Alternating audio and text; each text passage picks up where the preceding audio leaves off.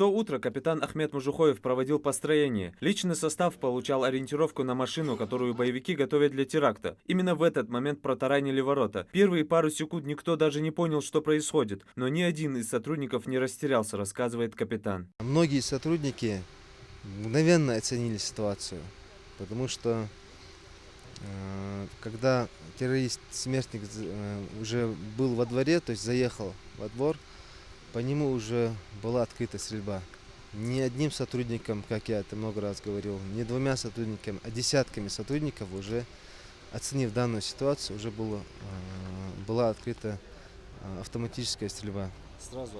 Сразу отреагировали, и вот эти секунды, которые сыграли очень важную роль, дали возможность укрыться, занять более выгодные позиции для многих других сотрудников. С того дня минуло ровно 8 лет. Сегодня, теперь уже в новом ОВД, весь личный состав также построен на плацу. Боевых заданий на сегодня не будет. Сотрудники отдают дань памяти коллегам, погибшим при исполнении служебного долга. Здесь и представители Общественного совета МВД, Совета ветеранов и вдовы погибших сотрудников. Товарищ полковник, личный состав отдела МВД России по Назранскому району по случаю траурных мероприятий построен. Традиционно в этот день гибели сотрудников мы чтим память, мы их никогда не забудем.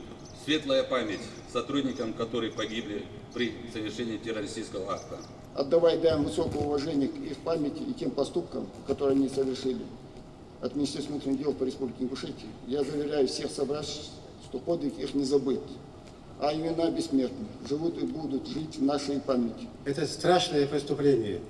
Тот, кто там находился в этот день, видел, что там произошло. Врагу нельзя пожелать такого.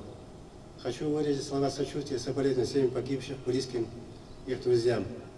Самое большее, что мы можем сделать для них сейчас, помнить о них, сохранить память о них. Пока мы о них помним, они живут для нас, для всех. Дал я что-то, рад этому волну.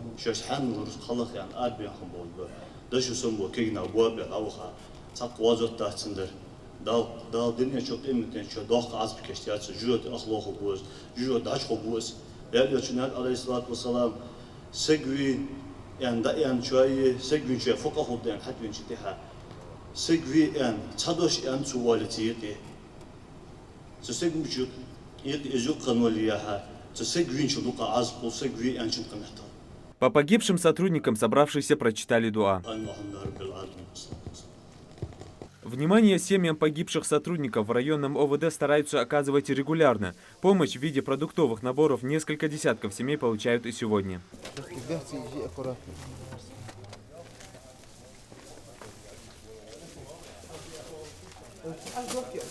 В результате трагедии погибло 25 человек, 136, включая и мирных жителей, получили ранения. Здание ОВД практически полностью было разрушено. От мощного взрыва пострадал и близлежащий многоэтажный дом. Стереть боль потери родных людей не сможет ни время, ни перемены, но все же утешает одно.